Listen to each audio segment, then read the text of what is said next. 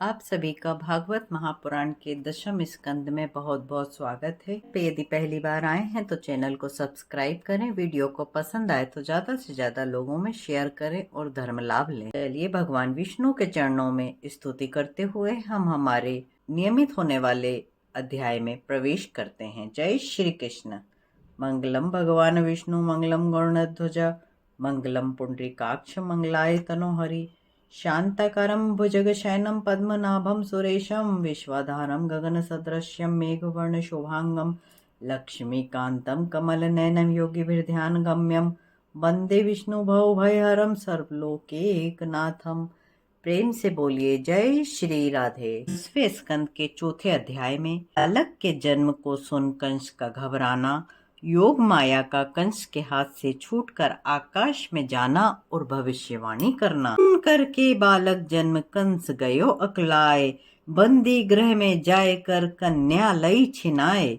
लाए शिला पर दुष्ट ने पटकी गगन घुमाए, गई अंबिका हाथ से कंस ही गिरा सुनाए। बोलो कृष्ण कन्हैया लाल की जय। देव जी बोले, हे राजन, जब वसुदेव जी उस कन्या को लेकर बंदी गृह में लौट आए तब बंदी गृह के सभी द्वार अपने आप बंद हो गए।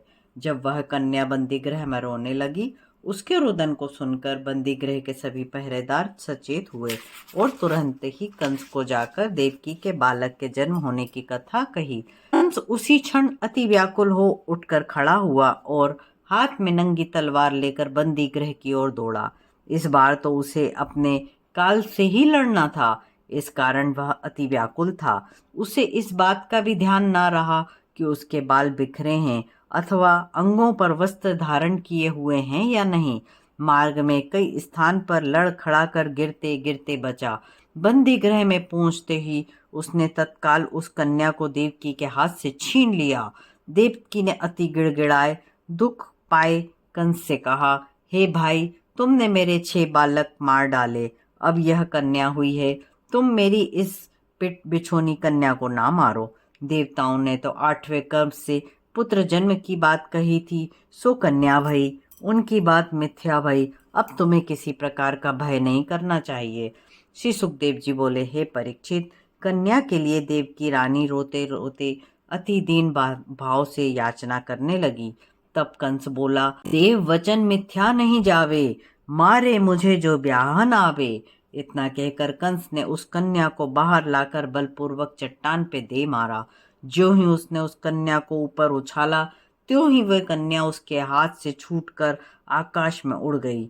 वह कन्या तो योग माया थी, आकाश में स्थित होकर अष्टभुजा धारण करके आयुधों से युक्त हुई। दिव्यमाला, वस्त्र, माणिक, मुकुट आदि से शोभायमान थी। देवता, गंधर्व, अप्सराएं उनकी स्तुति करने लगे, भेंट पूजन कर रहे थे। तब वह देवी बोली, रे दुष्ट कंस, मुझे मारने से तुझे कुछ नहीं मिलेगा। तुझे मारने वाला तेरा शत्रु कहीं उत्पन्न हो चुका है। तू व्यर्थ ही निर्दोष बालकों की हत्या ना कर। इतना कहकर योग माया अंतर्ध्यान हो गई। उसकी पृथ्वी पर अनेकों नाम से पूजा होने लगी। उस देवी की बात सुनकर कंस अति आश्चर्य में हुआ। देवकी के निरपराध बालकों की हत्या के कारण भयभीत होकर उनको प्रसन्न करने का यत्न करने लगा। बड़ी नम्रता से बोला, प्यारी बहन और बहनोई, मैं आपका अपराधी हूँ, हत्यारा हूँ। मैंने अकारण ही आपके बालकों की हत्या की है। इसमें देवताओं का भी विशेष दोष है। अब मुझे ना जाने कौन सा नरक भोगना पड़ेगा। मैंने धोखे में आकर आपके बच्चों की हत्या की। मनुष्यों की तो क्या चली, देवता भी झूठ बोलने लगे हैं। तुम दोनों मेरे अपराध को क्षमा करो, पुत्रों का शोक त्याग दो। सभी प्राणी प्रारब्ध का भोग भोगते हैं, उनकी मृत्यु का यही विधान है। यह आत्मा अमर है, केवल शरीर का ही नाश होता है।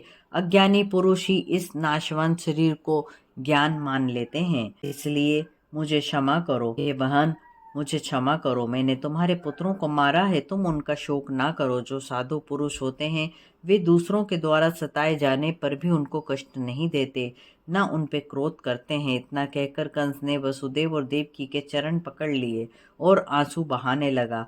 तब उसने देवकी और वसुदेव को बंदी गृह से मुक्त कर उनको उपटन लगाया, नहलाया, सुंदर वस्त्र आभूषण पहनाए, उत्तम भोजन देकर उन्हें रहने के लिए उत्तम महल दिए।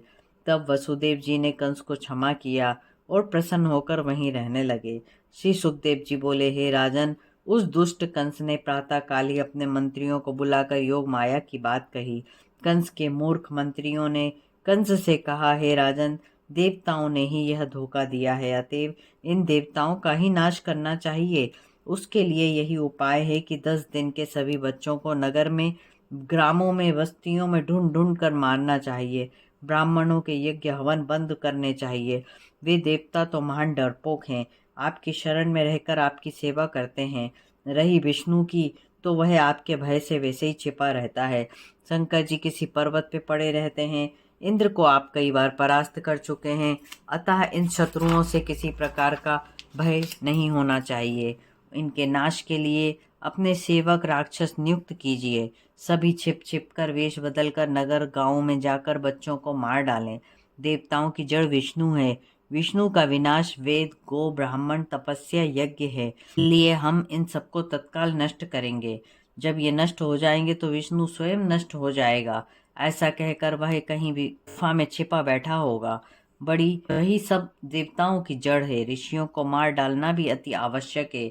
श्री सुखदेव जी बोले, हे राजन, उस दुष्ट बुद्धि कंस ने उनकी यह बात मानकर गौ, ब्राह्मण, बाधु, साधु, बालक आदि के संहार की आज्ञा दी। तप, यज्ञ, ज्ञान, दान, तपस्या सब नष्ट करने के लिए सेवक नियुक्त किए। राक्षस इच्छा अनुसार भेष बदल बदल कर सबकी हिंसा करने लगे। तमोगुण के कारण उनकी बुद्धि मारी गई। वे संतों से बैर करने लगे। मृत्यु के वशीभूत होकर स्वयं अपने को नष्ट करने लगे। इस प्रकार चौथा अध्याय समाप्त होता है।